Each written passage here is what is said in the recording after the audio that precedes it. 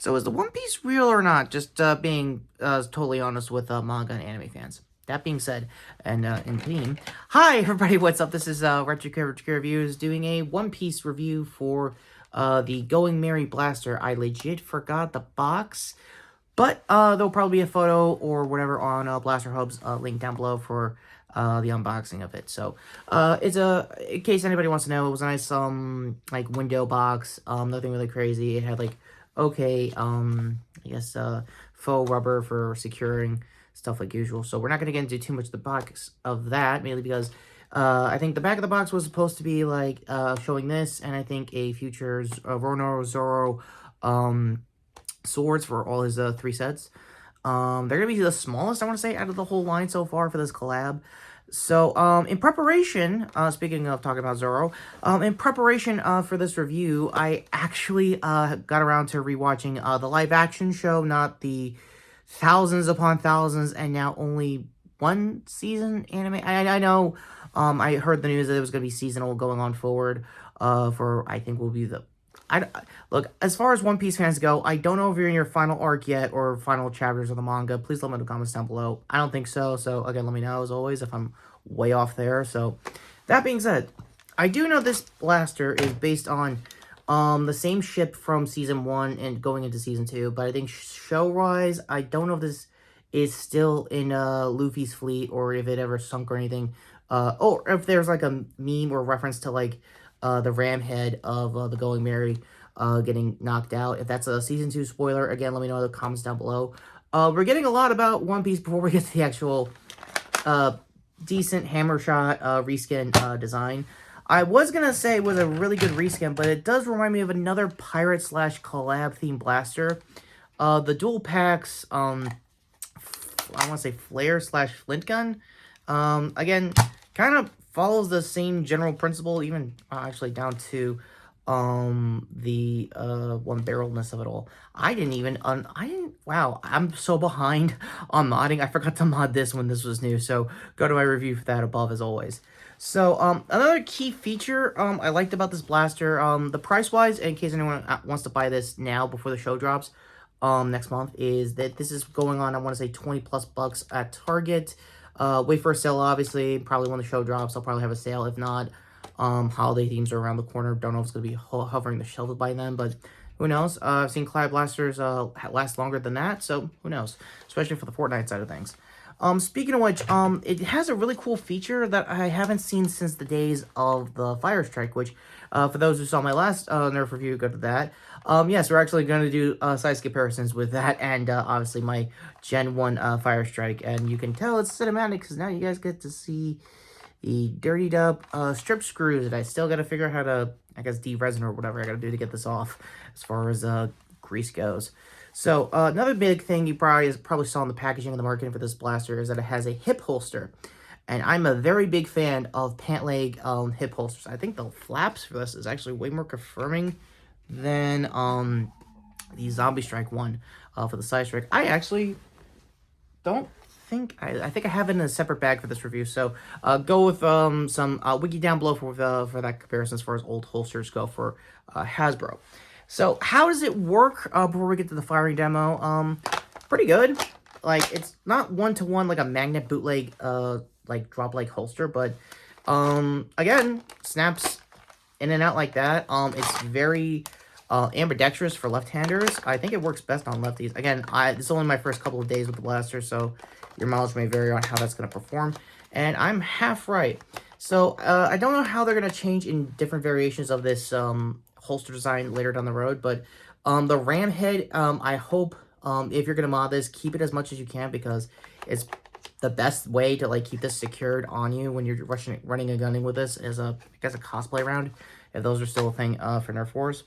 Ultimately, that's kind of it. The one big thing I like that I think they learned a lot from their last collab is do a really good job with the catch spring and the hammer prime here is, like I said, very on the nose to I think another previous I want to say Fortnite revolver that I thought I also had.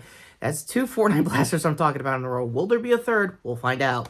But yeah, the hammer prime is actually really good. The return catch on that is pretty decent. It's definitely got a hammer shot trigger system, which means it's probably going to be a little hard to do any like spring mods, which means you're probably going to have to do spacers. When I saw from Blaster Hub's internals of this, the ram head is separate piece. I don't know how to wedge that out without breaking it. So if Blaster Hub had a tip on that, if you're going to mod this, again, go to the blog post down below.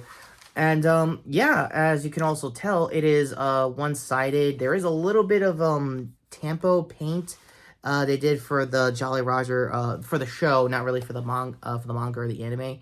And that's kind of where the paint scheme and most of the detail work is kind of ending, because there's some spiderweb-ish here. I don't know if my cinematic, oop, it kind of caught it a little here. Same case here, too. Again, it's way more detailed than it should be for as far as, like, Nerf collabs go, so you got to give them on that.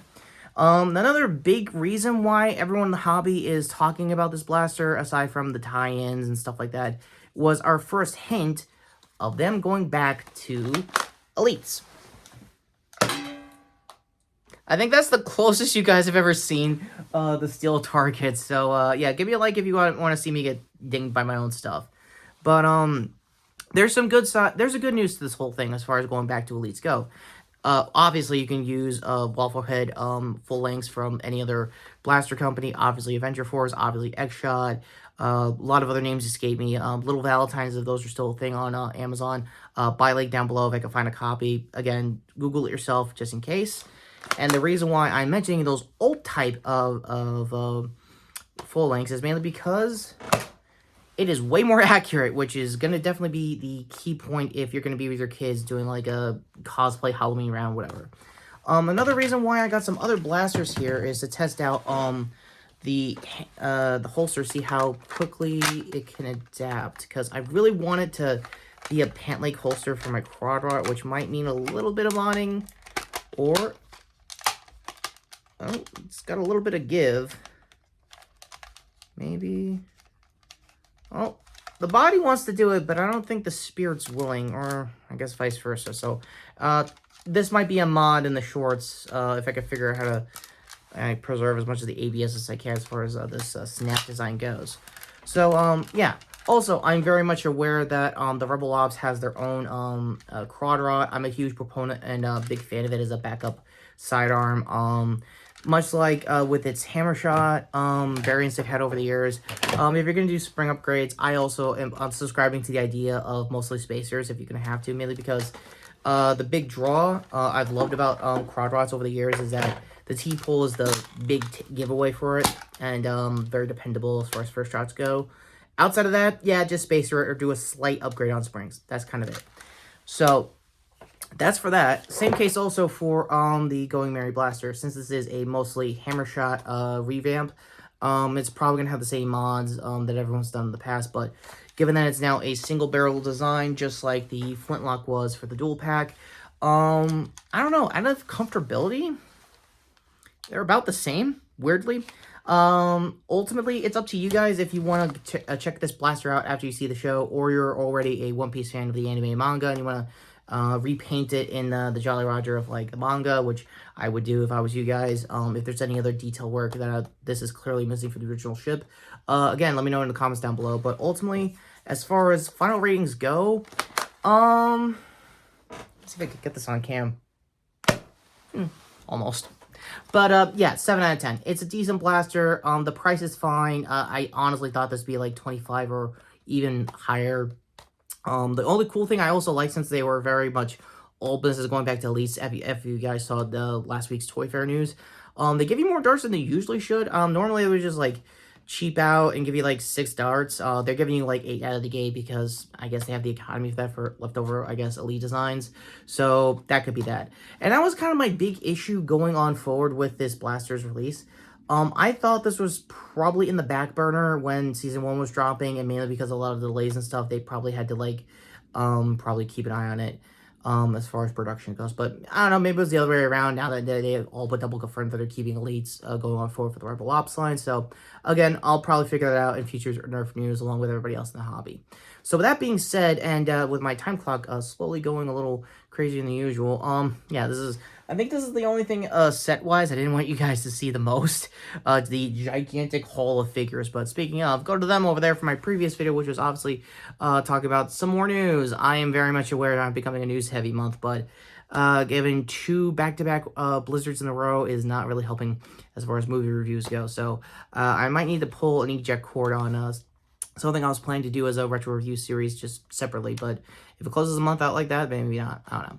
Anyway, go to the blaster here to sub the channel. Speaking of which, my channel's future, to sub the channel, hit the notification bell down below. Hype point this video. Also, there's a slim chance I might use this or a different revolver I already have from the Elite 2.0 line as shorts content for next week, because RE9 is happening as of this week, drop wise, by the time this video drops.